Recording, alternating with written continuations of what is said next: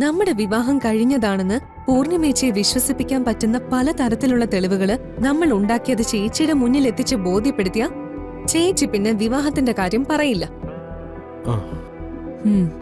അതേ ഇനിയൊരു വഴിയുള്ളൂ. എനിക്കിനൊന്നും കേൾക്കണമെന്നില്ല. ഇപ്പൊ നിങ്ങളെ എല്ലാവരെയും മനസ്സിലാക്കിയതിനേക്കാൾ ഞാൻ ആരാണെന്ന് എനിക്ക് മനസ്സിലായി. എന്റെ സ്ഥാനം എന്താണെന്ന് എനിക്ക് മനസ്സിലായി.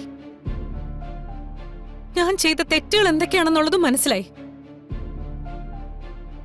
ഞാൻ കിരണിന്റെയും ദുർഗയുടെയും കല്യാണം നടത്താൻ നമ്മുടെ പണം ഉപയോഗിക്കാമെന്ന് ചിന്തിച്ചത് തന്നെ തെറ്റാണെന്ന് മനസ്സിലായി.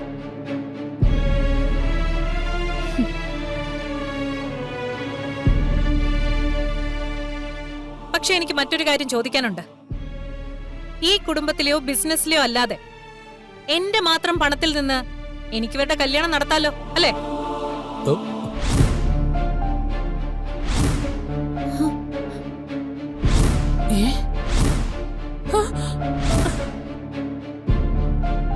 അതിനാർക്കും കുഴപ്പമൊന്നുമില്ലല്ലോ.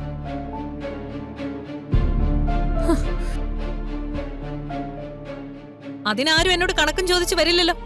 മോളെ, നീ എന്താ ഇങ്ങനെയൊക്കെ പറയുന്നത്? പിന്നെ ഞാൻ എങ്ങനെ പറയണം ചെറിയച്ച?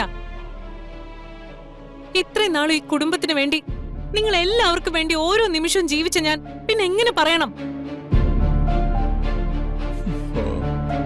എല്ലാവരും കേൾക്കാനായിട്ട് പറയുവാ, കിരണിനും ദുർഗയ്ക്കും ആർഭാടമായിട്ടൊരു കല്യാണം നടക്കും.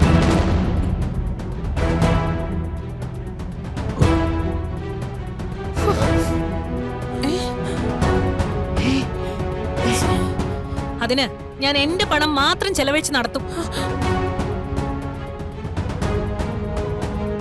കുടുംബസ്വത്തിൽ നിന്ന് ഒരു ചില്ലി കാശ് പോലും ഞാൻ എടുക്കുന്നില്ല. പോരെ?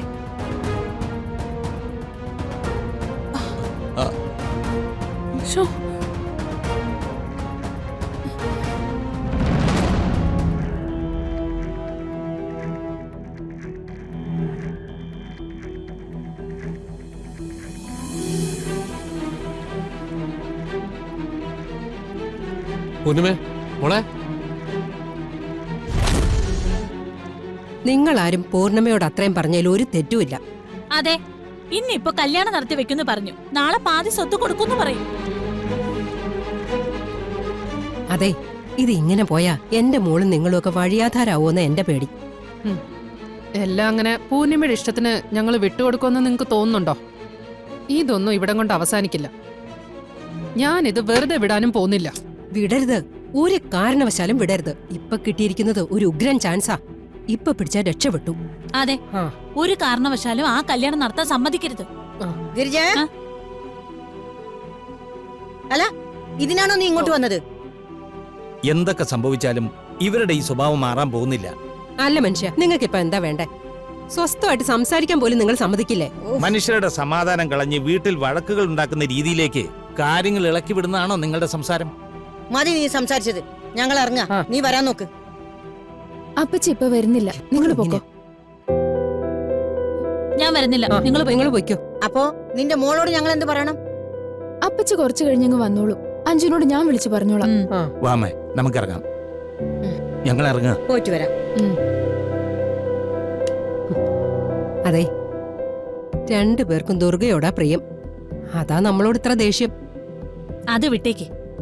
പക്ഷെ ഇവിടെ നിങ്ങൾ ഏറ്റവും കൂടുതൽ സൂക്ഷിക്കേണ്ടത് ആ ദുർഗയാണ്.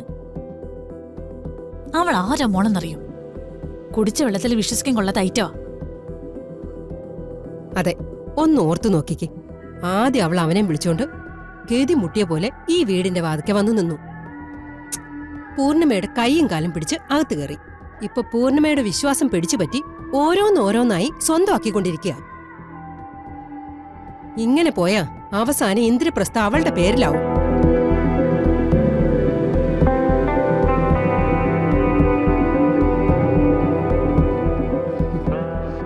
അങ്ങനെ വന്നാ അവളെ ഞാൻ കൊല്ലും. പച്ചയ്ക്ക് കത്തിക്കും ഞാൻ.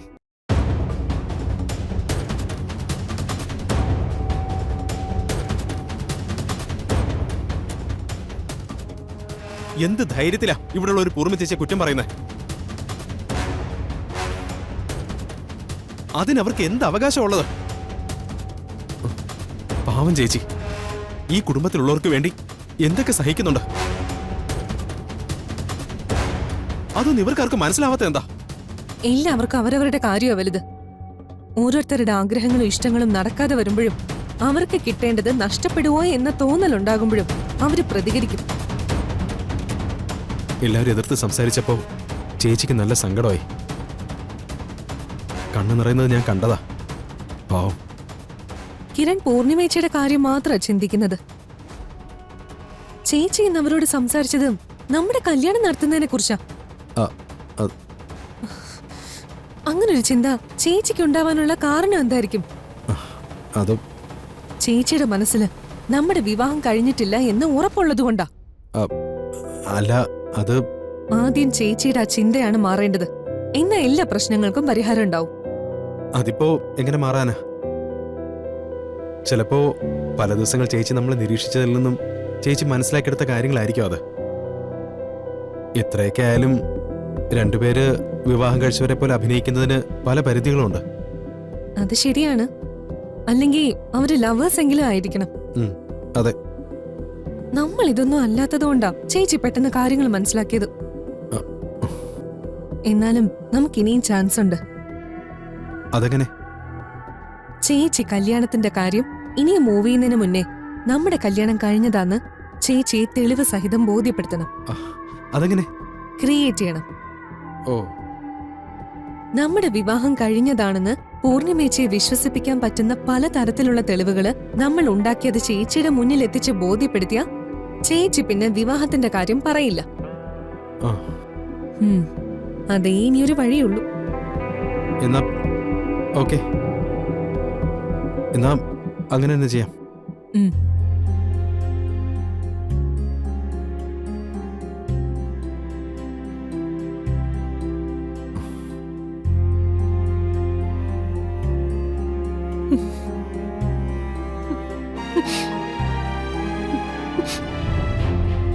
പൂർണിമ, എണീക്കണ്ട. സോറി മോളെ. എന്തിനാ ചെറിയ എന്നോട് ഇങ്ങനെ സോറി പറയുന്നേ? അല്ല മോളെ, നീ സഹിക്കുന്നതും വേദനിക്കുന്നതും എല്ലാം എനിക്ക് വേണ്ടിയാണെന്ന് എനിക്ക് നന്നായിട്ട് അറിയാം.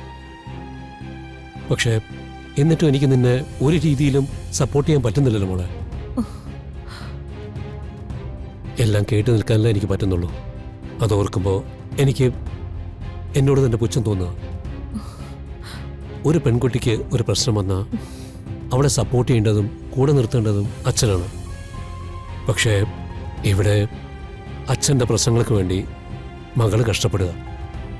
പ്രശ്നം ആരുടെ ആയാലും അത് പരിഹരിക്കുകയല്ലേ ചെറിയച്ചാ നമ്മൾ ചെയ്യേണ്ടത്.